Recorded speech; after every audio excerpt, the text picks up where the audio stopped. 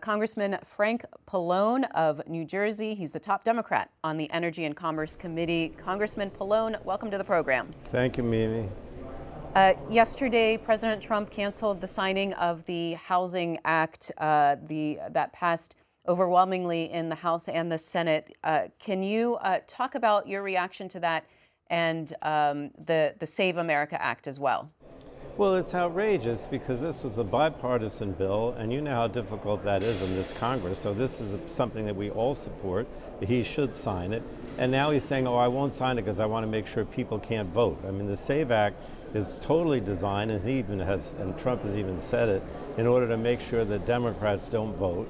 Frank Pallone thought this interview would be easy, until his attacks on Trump started raising more questions than answers. He accused Republicans of destroying democracy, claimed election security laws target Democrats, and even demanded a nationwide freeze on AI data centers. But once you look past the talking points, the cracks begin to show. This is where it gets crazy. Pallone blasted President Trump for delaying a bipartisan housing bill, claiming Trump was using it to force Congress into passing the SAVE Act. But Republicans argue the issue isn't politics, it's protecting election integrity by ensuring only American citizens can vote. Then Pallone claimed voter ID laws, proof of citizenship, and other election safeguards are all designed to stop Democrats from voting. It's a bold accusation, but he never explained how legal American voters would lose their right to cast a ballot. And that's when the interview took an even more surprising turn. And to suggest that we're going to hold up a major housing bill when we know housing is one of the major affordability concerns that people have, to make sure that Democrats can't vote, is just an outrage and another example of where he's trying to destroy our democracy and people's right to vote.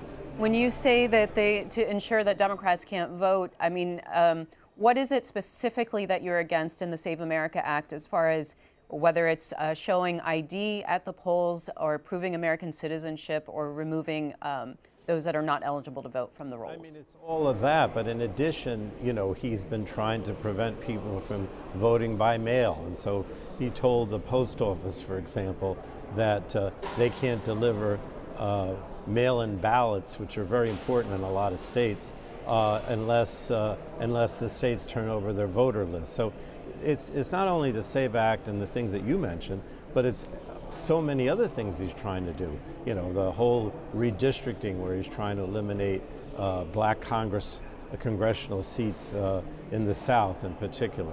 But I mean, there shouldn't be any relationship between people's ability to vote and whether you're going to sign a bill that is very important to Americans because of the housing crisis. I mean, that's the bottom line.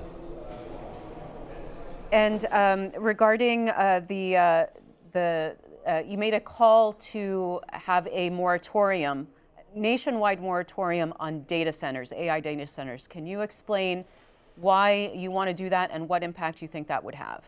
Well, these data centers are driving up the cost of electricity and power, right? We have definite information that the major increases in electricity bills around the country, including my state of New Jersey, are linked to data centers, right? Because basically the companies, you know, have these built, but then they make the ratepayers, you know, the average American, pay for the cost. In addition to that, there are major problems with data centers from an environmental point of view in terms of air pollution, water pollution, and they're just being built so fast, and there's so much pressure on towns to actually build them because they get all these incentives from the companies, tech, others that want to build them. And so I think right now we really need a moratorium, because we have to figure out, what is this all about? What is the impact of this? What does it mean for costs? And so that's why I think we need a moratorium. And do you worry that that would impact or decrease American innovation in artificial intelligence and the race with China? Well, that is what the tech and the companies that want to build the data centers say. But the reality is they're not paying for these things, right? I mean, you know, one of the bills that we had up yesterday in committee was to say that the state should try to get them, tech and the other companies that build these, to actually pay for them. But that's not the law. And so, you know, it's just not fair. I mean, I hear from people all the time about how my electric bill is going up significantly, and this is a major factor. Congressman, I want to turn to Iran. How confident are you in the Trump administration's negotiations with Iran and that 14-point memorandum of understanding? Oh, I'm not confident at all. I don't think the president and the defense secretary have any ability to carry out any war. And of course, I'm against the Iran war because, what was the reason to do it? All the things that the president said, getting rid of Iran's nuclear capability, changing the regime. All those things fell flat. None of them happened. And now we have a situation where we're paying Iran, something like $300 billion. They're going to have control over the Straits of Hormuz, which they didn't before. So this was a total disaster and essentially a victory for Iran. And I have no confidence in the president's ability to negotiate anything with regard to Iran. I think that they just think he's some sort of sucker, frankly. And given that you are on the Energy and Commerce Committee, what can you tell us about the impact on the U.S. economy of this war? Well, it's a disaster. Oil prices went up, fertilizer prices went up for farmers. But even beyond that, the war has left us, our defense considerably diminished because we use all these weapons that we don't even have anymore. It's spent all this money against Iran when the major threat to the United States is not Iran, it's China. We should be thinking about what might happen if China invades Taiwan. We should be helping Ukraine, which is rather successful right now in fighting off Putin. But the president doesn't want to worry about the large actors that really threaten the United States. He wants to deal with Venezuela or Cuba or Iran, which really are not the threat to the United States that Russia and China are. And when you say that they're really not a threat to the United States, do you not think that Iran pursuing a nuclear weapon is a threat to the United States?